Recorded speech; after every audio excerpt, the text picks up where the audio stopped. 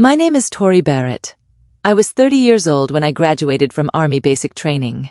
10 weeks of 4:30 wake-ups, gas chamber drills, and learning to disassemble an M4 in under 60 seconds. I earned it.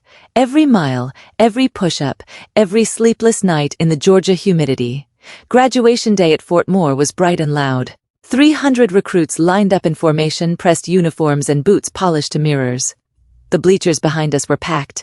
I could hear them before I saw them. Mothers crying, fathers whistling, kids holding homemade signs with glitter letters.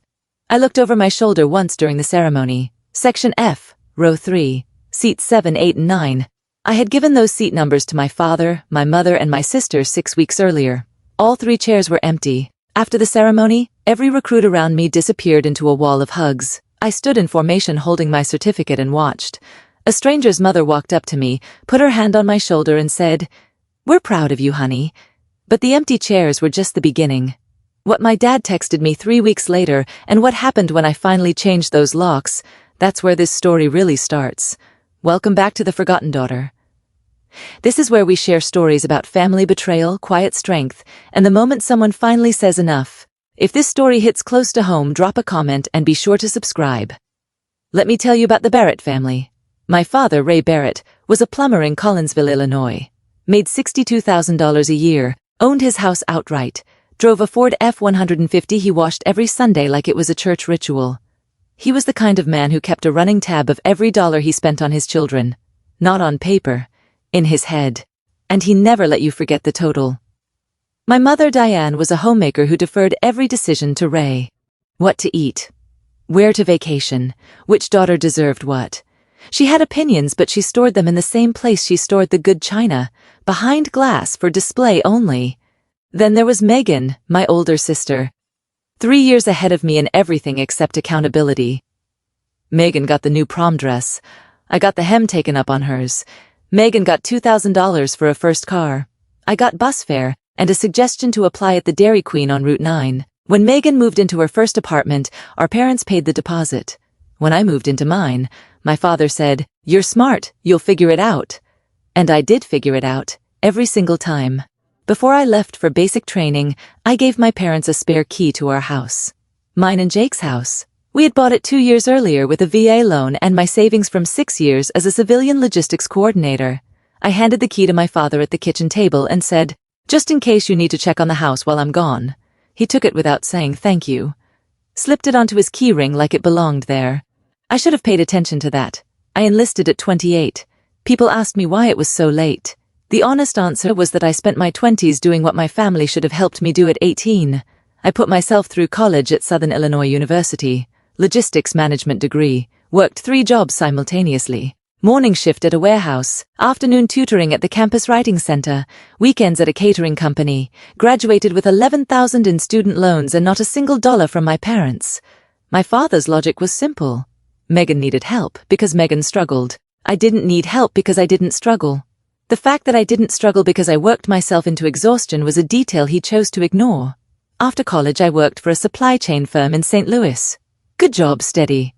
But I wanted more structure, more purpose.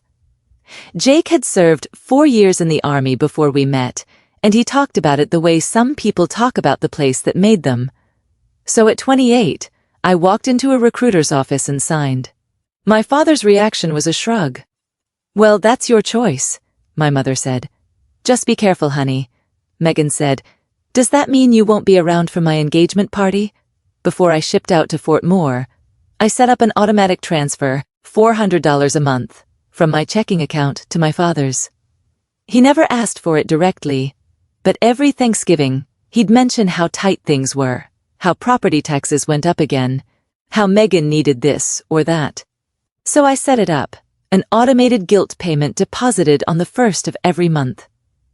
I also paid off Megan's credit card twice, $1,200 the first time and $2,300 the second. She said she'd pay me back. She never mentioned it again. Basic training stripped everything down to the essentials. You learned who you were when no one was watching and no one was helping. Every Sunday I had 10 minutes to call home. The Army gave us those minutes like rationed water, precious, measured, never enough. I called my mother every week. Week 1, she asked how I was. I told her about the drill sergeants, the barracks, the red Georgia clay that stained everything. She listened for about 90 seconds, then shifted. Megan found a venue, the Grand View Estate. It's gorgeous, Tori. 300 a week 3, I called again. My father answered Diane's phone. Your mother's at a cake tasting with Megan. I'll tell her you called.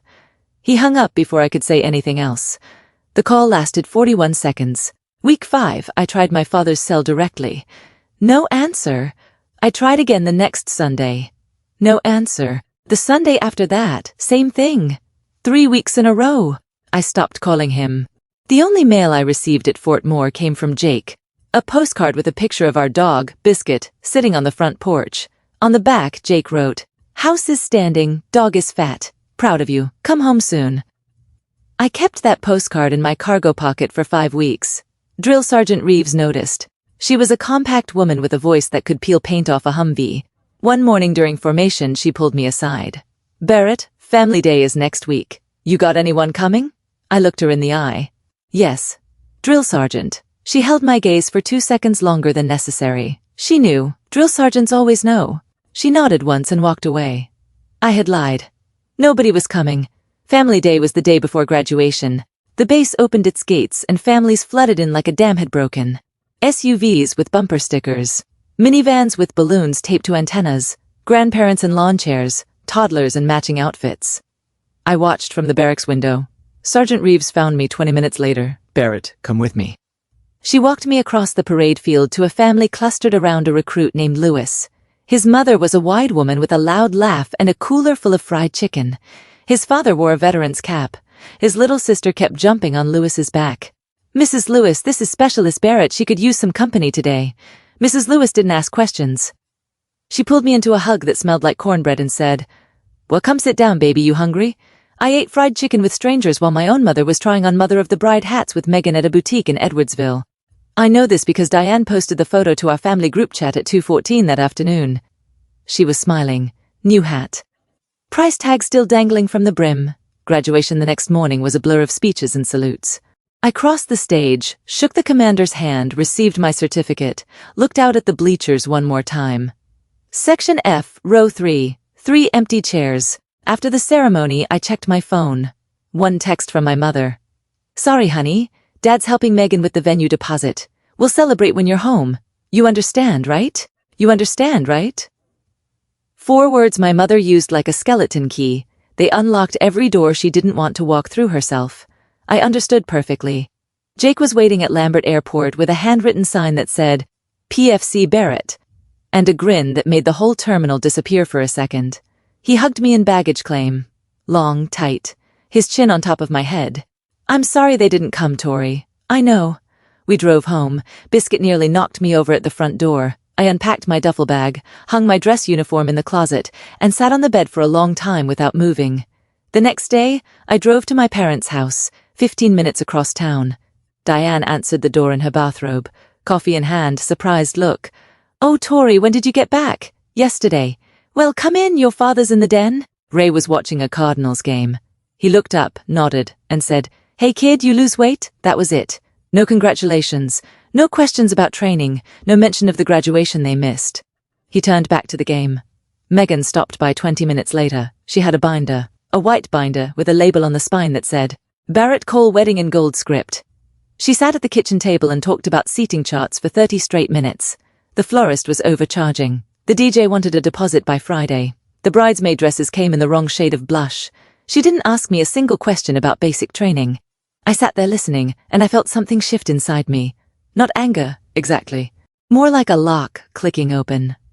A door I'd been pushing against for years suddenly swinging wide. On the drive home, I checked my bank app. The $400 auto transfer had gone through on the 1st. Same as every month. No acknowledgement. No thank you text. Just an automated debit and an empty inbox.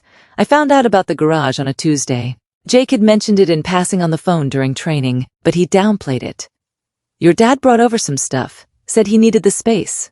I pictured a box or two, maybe a fishing rod. When I opened the garage door, I stopped walking. Ray had moved in half his shed. 3 fishing rods mounted on a wall rack he'd drilled into my drywall. A red Craftsman tool chest, 6 drawers, the kind that weighs 300 lb when loaded. A mini fridge plugged into my outlet, humming, a folding table with his tackle box open on top, 2 cardboard boxes with no labels shoved against the far wall. Jake came up behind me. Yeah, that happened about week 3. He drilled into my wall. He had the spare key. He came over when I was at work. I called my father that evening, kept my voice level. Dad, you put a lot of your stuff in our garage. Had the key, didn't I? House was sitting empty half the day. Needed the room.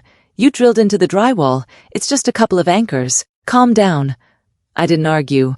I hung up and spent the next 45 minutes photographing every item in the garage. Timestamps on every photo.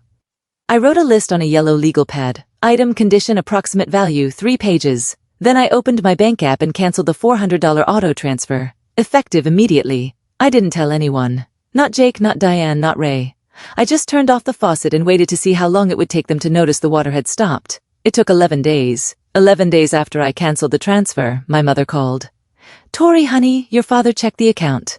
The deposit didn't come through this month. I stopped it, Mom. Silence. Not the comfortable kind. The kind where you can hear someone recalculating their entire approach in real time. You can't do that. Your father depends on that money. Dad makes $62,000 a year. He paid off the house in 2019. His truck is 3 years old. He doesn't depend on my $400. That's not the point. Family helps family. Family shows up, Mom. She went quiet again. Then the pivot came. Smooth. Practiced. The way she always did it.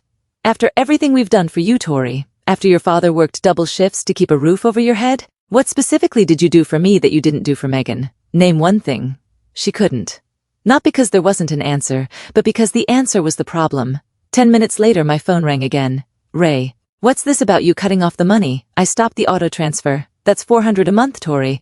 Your sister's wedding is in 2 months and you're pulling this now. Megan's wedding has nothing to do with my bank account. Family shows up, Tori. Family steps up. You didn't show up to my graduation, Dad. 5 seconds of silence. I counted them. Then the line went dead. I set the phone down on the kitchen counter. Jake looked up from the couch. That went well? About how I expected. He nodded and went back to his book. Biscuit walked over and put her head on my knee. I scratched behind her ears and stared at the wall. The first domino had fallen. I could hear the rest of them starting to wobble. Tori just cut off the money. Her dad's already furious. But what happens when the real ask comes in, the one that changes everything? You won't believe what he texted her next. If you're hooked, hit that subscribe button so you don't miss a single twist. 3 weeks later, on a Saturday morning in October, my phone buzzed on the nightstand. I was making eggs. Jake was at the table reading the news on his tablet. Biscuit was under the table waiting for scraps. Normal morning, normal life. I picked up the phone. Text from Dad. Tori, I need $8,000 for your sister's wedding. Venue deposit due Friday. Send it to my account. I read it twice. Not because I didn't understand it, because I wanted to make sure I wasn't misreading the audacity. No greeting. No, how are you? No, would you consider? Just I need and send it. The way you'd text someone instructions for picking up dry cleaning. I walked over to Jake and held out my phone. He read it, set his tablet down, took off his glasses. He can't be serious. He's completely serious. I opened Instagram, Megan's profile, her latest post from the day before. A mirror selfie in a bridal boutique trying on a gown with a cathedral train. She tagged the shop. I clicked through. The dress was listed at $4,200. She was trying on a $4,000 dress while our father was texting me for $8,000. I put my phone face down on the counter, walked to the bathroom, turned on the shower, and stood under the water for 12 minutes. I wasn't crying. I was calculating. $12,000 in auto transfers over 30 months. 3,500 card bailouts for Megan. 0 family members at my graduation. And now 8,000 more delivered not as a request but as a directive. I turned off the water, dried my face, looked in the mirror. I knew exactly what I was going to do. Jake was still at the kitchen table when I came out. He'd poured me a fresh cup of coffee. Didn't say anything until I sat down. What do you want to do? That was Jake. No lectures, no leading questions, just an open door. Let me think out loud for a second. He nodded. In the last 2 years, I've sent my father $12,000 in auto transfers. I paid off Megan's credit card twice. $1,200 in auto transfers. I paid off Megan's. Nobody's ever asked Megan to contribute to anything. Not once. Jake leaned back. And now he wants 8 more. Not wants, needs. He wrote, I need. Like it's already decided and I'm just the delivery mechanism. What are you thinking? I picked up my phone, opened the Venmo app, looked at the screen. I'm thinking about giving my father exactly what he's worth. Jake watched me for a moment. Then the corner of his mouth twitched. Not a smile, exactly. More like recognition. He'd seen me make decisions like this before. Quiet, final, no going back. You sure? I've never been more sure about anything. He got up, walked over and kissed the top of my head. Then he went back to the couch and picked up his book. That was the thing about Jake. He never told me what to do. He never pushed. He just asked what I wanted, and then he got out of the way. After a lifetime of people telling me what my role was, his silence was the loudest form of support I'd ever known. I looked at the Venmo screen. My thumbs hovered over the keypad. I typed the amount, $8 even. In the memo line, I wrote 2 words, best wishes. My thumb hovered over the green send button for about 10 seconds. Jake looked up from his book. He didn't say anything. He just raised his eyebrows. I pressed send. The confirmation popped up. $8 sent to Ray Barrett. Best wishes. I set the phone on the counter and went back to the stove. The eggs were cold. I scraped them into the trash and started a new batch. 47 minutes of silence. I know because I checked the clock when the first call came in. Missed call from Dad, then another, then a third, then a text from Mom. Call your father immediately. Then Megan, 1 text, 7 words. Are you serious right now, Tori? I didn't answer any of them. I turned the ringer off, put the phone in the kitchen drawer next to the menus and dead batteries and closed it. Jake and I ate breakfast. Scrambled eggs, toast, orange juice. We talked about replacing the kitchen faucet and whether Biscuit needed a vet appointment. Normal things, quiet things. At noon, I made spaghetti for dinner prep. Browned the meat, simmered the sauce, put it in the fridge. I cleaned the kitchen, did laundry, took Biscuit for a walk around the block. Somewhere across town, my family was losing their minds over $8, and I was folding towels. It was the calmest I had felt in years. That evening I checked the phone. 11 missed calls, 6 texts, 1 voicemail from my father, the gist of which was, "You have 1 week to fix this, or you can forget you have a father." I put the phone back in the drawer. The family group chat exploded that night. Megan fired first. She screenshotted my Venmo payment, $8 best wishes, and dropped it into the chat with no caption, just the image. Let it speak for itself. Aunt Gloria responded in under a minute. "That's cruel, Tori. Your father asked for help and you mocked him. Uncle Frank, he asked nicely. You should be ashamed of yourself." "My mother, I raised you better than this." Cousin Amy didn't say anything. She never did in that chat. The messages stacked up fast, 14 and 20 minutes. Every one of them a variation of the same theme. I was selfish, I was ungrateful, I was tearing the family apart. Not one of them mentioned graduation. Not one of them asked why I sent $8 instead of 8,000. Not one of them questioned whether the ask itself was reasonable.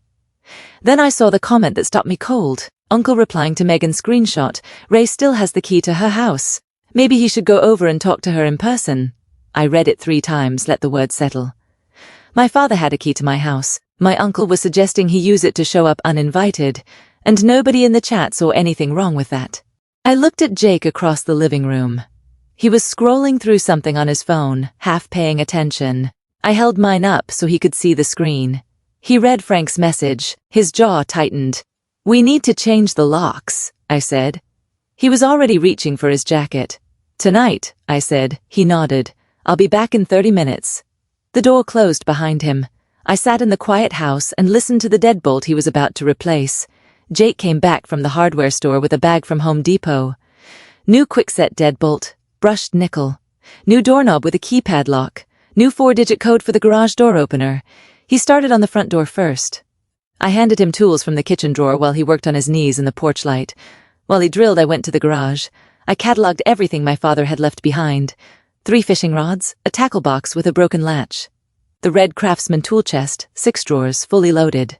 A mini fridge, still humming, with 4 cans of Budweiser inside. A folding table, 2 unlabeled cardboard boxes. I photographed every item with my phone, date stamp, timestamp, every angle. I wrote a list on a legal pad. Item, condition, estimated value. I put the list in a manila folder and set it on the kitchen counter. Then I texted Ray, 1 message, measured, no emotion. "Your personal items are in our garage. You have 7 days to arrange pickup during daylight hours. We will be home, call first, no response." Jake finished the front door by 9:15. He moved to the garage keypad, changed the code, tested it twice. Then he checked every window lock in the house because that was who Jake was. At 9:40 he came back to the living room. All done. New deadbolt, new knob, new garage code. "Thank you." He sat down next to me, paused. "I found something in your dad's tool chest." He held up a key, brass, fresh cut.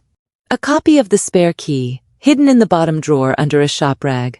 A copy of the copy. My father had made a backup key to my house without telling me. I took it from Jake's hand and put it in the trash can. It was the group chat that broke me open, not the new messages, the old ones. After Megan posted the Venmo screenshot, I started scrolling backward through the family group chat. I don't know what I was looking for. Maybe evidence, maybe context. Maybe I just needed to see the pattern laid out in black and white. I found it 4 months back. A conversation from the week I announced my enlistment. Megan had written, "If Tori's going to basic, who's going to help with my wedding?" My mother replied, "Don't worry, she'll still send money, she always does." And then my father, 6 words typed at 11:47 on a Tuesday night.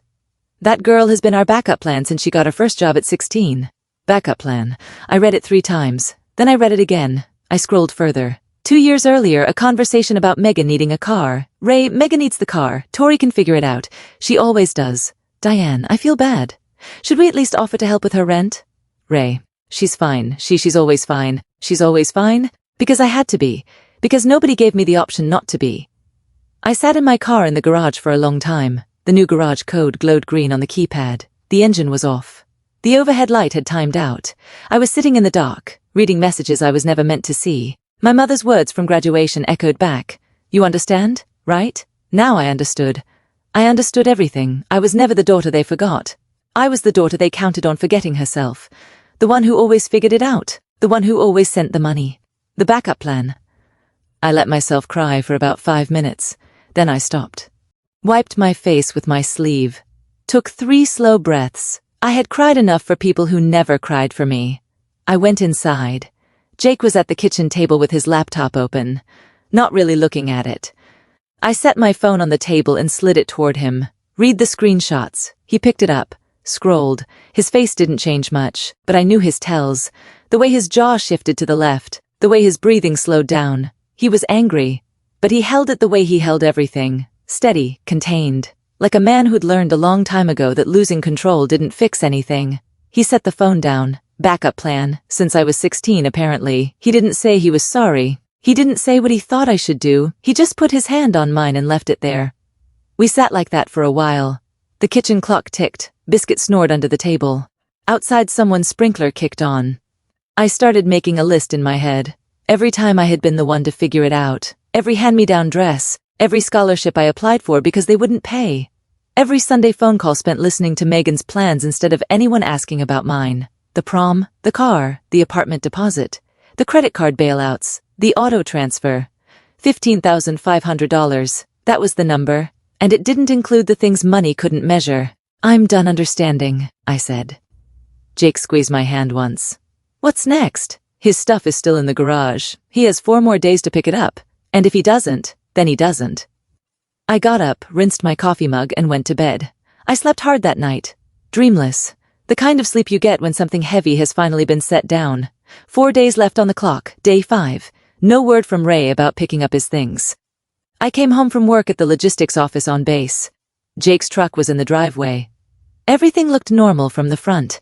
Inside, Jake was at the kitchen table with his laptop open. He turned it toward me without saying anything. Ring doorbell footage time stamped 2:17 that afternoon. My father's truck pulling into the driveway. Ray getting out, walking to the garage, punching the old code into the keypad wrong, trying again. Wrong, a 3rd time. Wrong. He walked to the front door, inserted the old key, turned it. Nothing.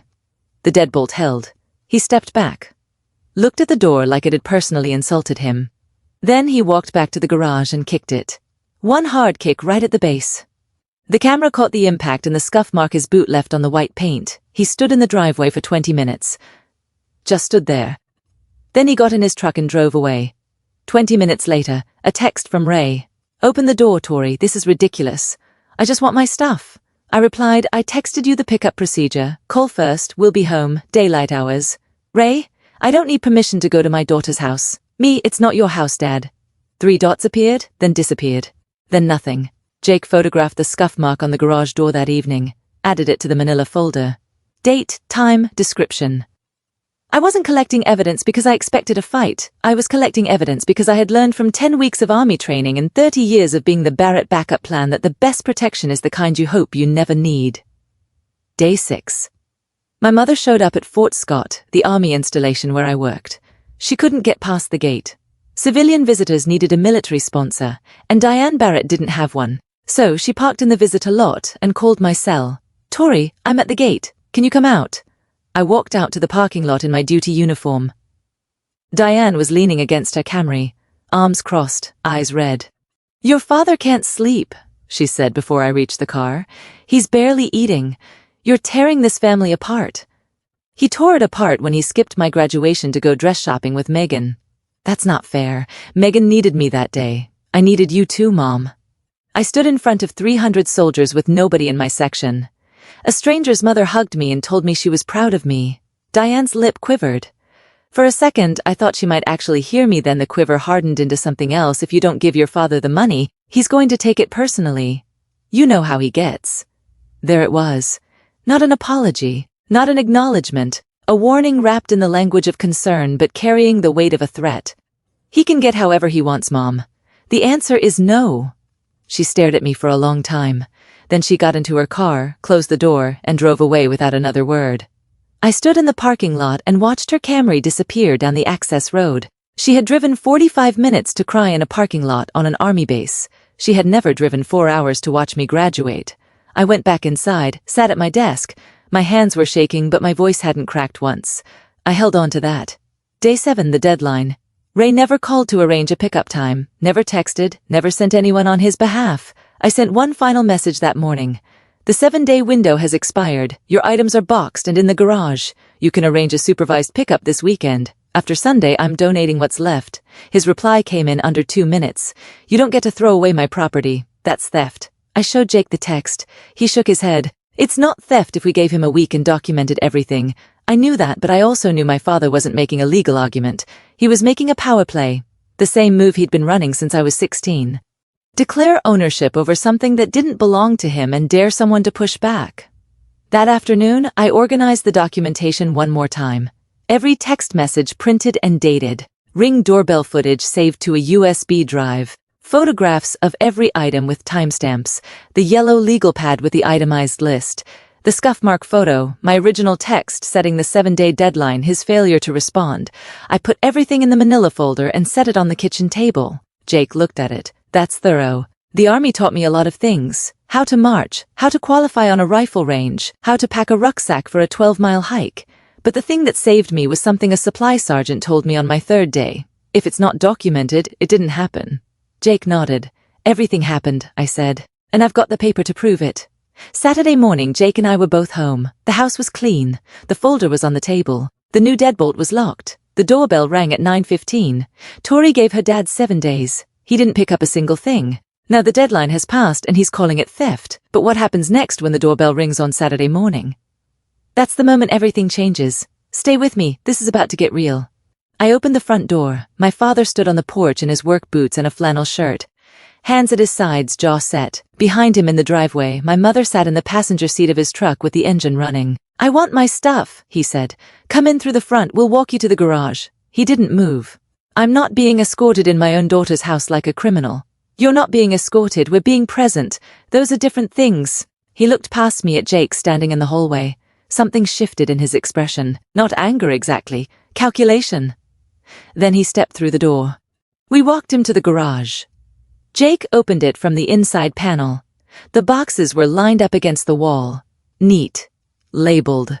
Every fishing rod wrapped in bubble wrap and tagged. The tool chest wiped down. Drawers closed. The mini fridge unplugged, cleaned and defrosted. Snorts, the tackle box latched and set on top of the labeled boxes. Ray stopped in the doorway and stared. He had expected chaos. He had expected his things thrown into garbage bags or piled in the driveway. He had expected to be outraged. Instead, everything was cataloged, organized, ready for pickup. Military precision. He didn't say thank you. He walked to the tool chest first and opened the bottom drawer. Felt around under the lining. Looked up at me. "The key's gone." "I found it," Jake said. "We disposed of it." Ray's nostrils flared. He closed the drawer and started loading the truck. I handed him items as he needed them. Neither of us spoke. The only sounds were the scrape of boxes on concrete and the tailgate groaning under the weight. Halfway through, he stopped. He turned around slowly, leaned against the tailgate, crossed his arms. "You think you're so smart." His voice was low, controlled, but barely. "Changed the locks, cut off the money, sent your mother away crying from a parking lot." I said nothing. Waited. "I raised you, Tori. I put food on the table for 18 years. I kept a roof over your head. I taught you how to ride a bike and how to change a tire. And this is what I get. $8 and a deadbolt." "You didn't come to my graduation, Dad." He waved his hand like I'd said something trivial. "It was basic training. That's not a real graduation. Your sister's wedding was a real event, a real milestone, something that actually mattered. Not a real graduation." He said it like 10 weeks of training, gas chamber drills, and qualifying with a rifle was summer camp. Like standing in formation while a sergeant pinned my rank was nothing. Jake stepped forward. "Sir, with all due respect, your daughter served her country. That ceremony was real." Ray's finger came up, pointed at Jake's chest. "This is between me and my daughter. Stay out of it." I stepped between them. Not fast, not aggressive, just moved into the space. "Jake is my family, Dad." He showed up. "You didn't." Ray's hand dropped. His face went through 3 expressions in 2 seconds. Surprise, then anger. Then something I'd never seen before. Something close to fear. The fear of a man who had just realized his authority had no walls left to echo off of. He loaded the last box without a word, slammed the tailgate, got in the truck. My mother stared straight ahead through the windshield. She didn't look at me. The truck pulled away. The street went quiet. Monday morning, my phone rang at 8:45. Megan, first time she had called me directly since the Venmo incident. I almost didn't answer, but something told me to hear what she had prepared. "Look." Her voice was measured, rehearsed. "I know things are tense between you and Dad, but this wedding is really important to me. Can we just figure out the money thing? I'm not asking for the whole 8,000. Even 3 would help. What did you contribute to my graduation, Megan?" "What?" That was basic training. Everyone does basic training. And everyone has a wedding. Not everyone asks their sister for $8,000 to pay for it. Silence. I could hear her breathing change. The sisterly tone was holding, but just barely. "You know, Tori, you've always been jealous of me ever since we were kids. This isn't about the money. This is about you being bitter that I had things easier. Bitter would be calling you names. What I'm doing is saying no. Fine." Her voice went flat, sharp. "The rehearsal was over. Then don't expect an invitation to my wedding. I'm not having someone there who resents me on my special day. Okay?" That caught her off guard. She expected a fight. She expected me to scramble, to apologize, to beg for an invitation. Instead, I gave her one word and waited. "Okay, that's all you have to say? What would you like me to say?" She hung up. I set the phone down and drank my coffee. Outside, a cardinal sat on the fence post. Biscuit pressed her nose against the glass door and whined. I hadn't planned on attending the wedding, but hearing Megan revoke the invitation still landed somewhere. Not in the place she intended, just somewhere. That week I did something I'd never done before. I built a case file. Not for court. Not for a lawyer. For clarity. I sat at the kitchen table every evening after work and organized everything into a single document. A timeline, factual. No adjectives, no emotion, just dates and events. The auto transfers, 30 months at $400 per month. Total, $12,000. Megan's credit card bailouts, $1,200 and $2,300. Total. Combined financial support over 2.5 years, $15,500. Number of family members at my basic training graduation, 0. Number of days between graduation and the $8,000 text, 22. I called my friend Corporal Lewis, the woman whose family day. "Lou, you dealt with family drama when you were in? How'd you handle it?" Kept everything in writing.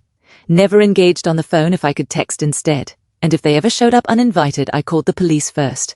The police get ahead of the story. The first person to call is the one who sets the narrative. I thought about that. Then I opened the family group chat and drafted a message. I didn't send it. Just wrote it and saved it in my notes. The message was simple. A summary of everything. Graduation, the money, the garage, the spare key, the copy of the copy, the backup plan comment from the chat. All of it laid out in order, dated, and factual. I showed Jake that evening. He read it through twice. "It's not mean," he said. "It's just true. That's what makes it devastating." I saved the draft. The wedding was 9 days away. I would know when to send it. Megan's wedding was on a Saturday in November, 53-degree overcast. The kind of day that looks beautiful in photographs if you adjust the lighting. Jake and I stayed home. I made chili in the slow cooker. He raked leaves in the backyard. Biscuit chased squirrels. We didn't mention the wedding once until my phone started buzzing after 4. Social media. Megan's friends tagging her in photos. Megan in white, glowing. Ray walking her down the aisle in a rented suit. Chin up, proud. Diane in the front row dabbing her eyes with a lace handkerchief. I scrolled through the photos the way you watch a movie about strangers. Interested maybe, but detached. Like I was observing someone else's family, which, in a way, I was. At 5:22, cousin Amy texted me privately. Everyone noticed you're not here. Your dad told people you were deployed overseas and couldn't make it. Deployed? My father told 100 wedding guests that I was deployed. I was sitting on my couch in sweatpants 4 miles from the venue eating chili. He lied, Amy added. Then an eye-roll emoji. I stared at the text. He didn't just skip my graduation, he erased my absence from his own narrative, made himself the proud military father whose daughter was overseas instead of the man whose daughter stopped answering his calls. Jake walked in from the backyard, leaves in his hair. You okay? Yeah, I think I am. And I meant it.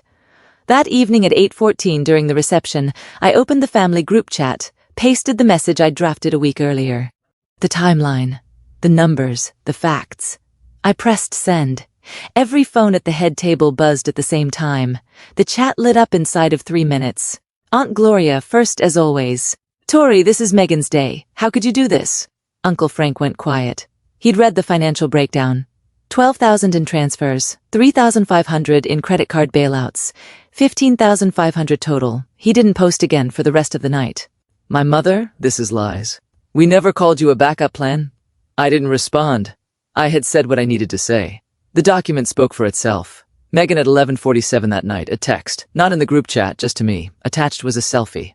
Mascara streaked down both cheeks. Wedding dress wrinkled at the hem. The background like a bathroom stall. You ruined my wedding. I typed back one line. I wasn't there. How could I ruin it? She didn't reply.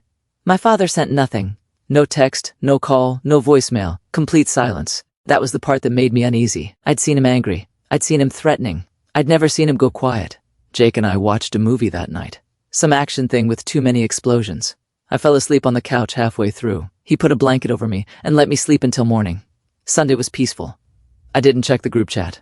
I didn't call anyone. I took Biscuit to the park, picked up groceries, came home, made dinner. Lived a normal, unremarkable Sunday. On Monday, I went to work. Tuesday was the same. Tuesday afternoon, my desk phone rang. The front desk receptionist at the logistics office. Specialist Barrett, there's a call for you online too. It's the Collinsville Police Department. My stomach dropped, then steadied. Thank you. I'll take it.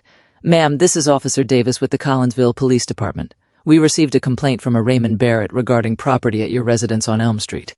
He's alleging theft of personal belongings and unauthorized lockout from the premises. I sat up straight, squared my shoulders. My voice came out level and clear, the way the Army had trained it to. Officer, I understand. I can explain the situation. Would you prefer to discuss this at the house? We're actually sending someone over now, ma'am. Can you meet us there in about 30 minutes? Yes, ma'am. I'll be there. I hung up, took one breath, called Jake. My dad called the police on us. 2 seconds of silence, then I'll have the documentation ready. Meet you at home. I told my sergeant I had a personal matter and left base. The drive home was 14 minutes. I kept both hands on the wheel. I checked my mirrors. I drove the speed limit. My father called the police on me. Not because I stole anything. Not because I threatened anyone. Not because I committed a crime. Because I stopped giving. Because I changed a lock. Because I sent $8 instead of 8,000 and told the truth in a group chat. He had used every weapon in his arsenal. Guilt, family pressure, my mother's tears. My sister's ultimatum. The spare key, the garage, the threat to disown me. None of it worked. So he called the cops, the final authority card.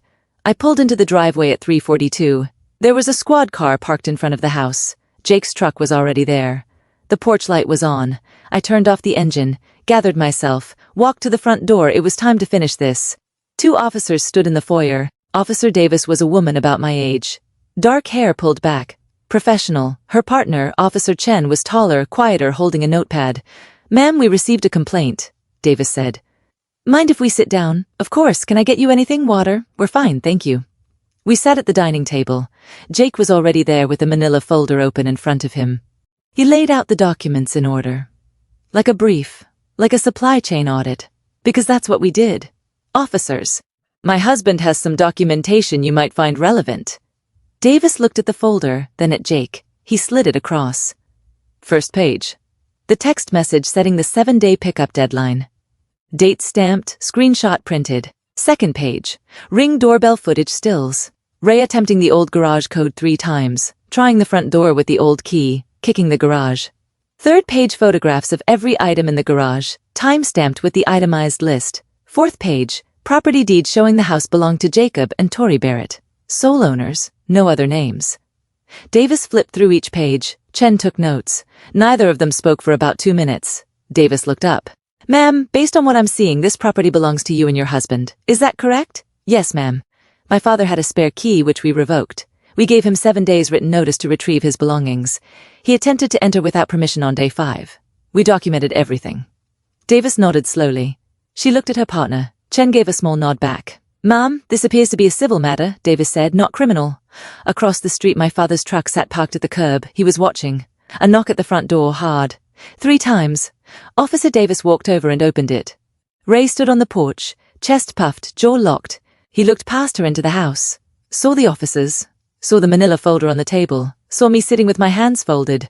Sir, come in, Davis said. We've been reviewing the situation. He stepped inside, didn't take off his boots, didn't sit down. That's my stuff she's got in there. I want it back, and I want her charged with theft. Davis's voice stayed even. Sir, your daughter provided a 7-day written notice for pickup. She has documentation of your attempt to access the property without authorization. The house is in her name.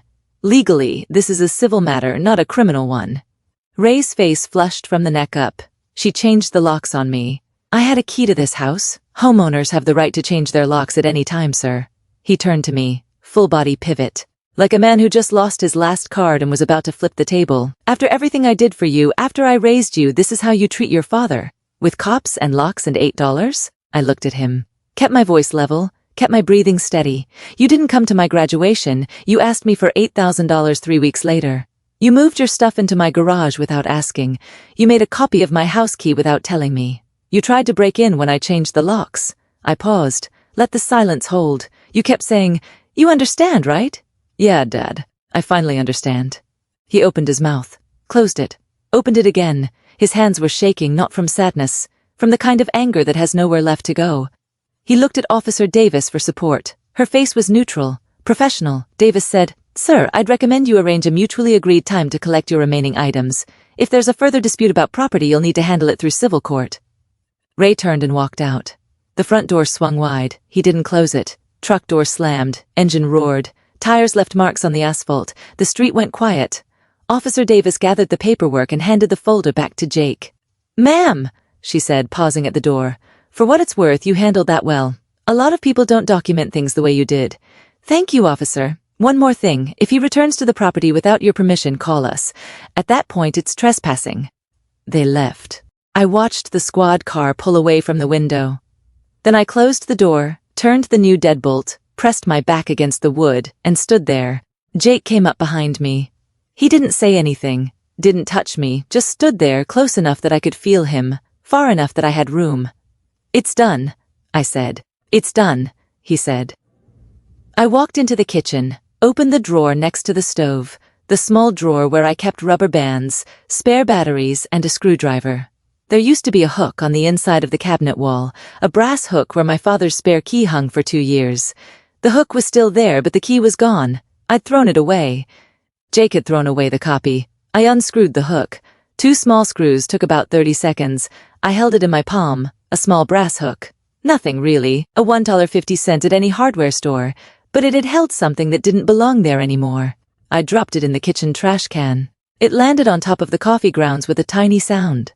Some things don't need a place anymore.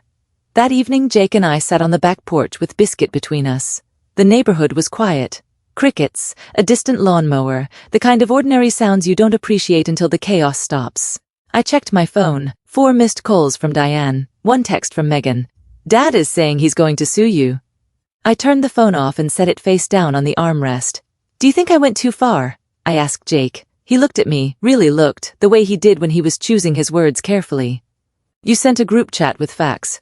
You changed your own locks. You cooperated fully with the police. Where exactly is too far? I leaned back, thought about Sergeant Reeves, the way she'd walked me across the parade field and handed me to a stranger's family because she could see what mine had refused to be. Family shows up, I said quietly, almost to myself. Jake nodded. Family shows up.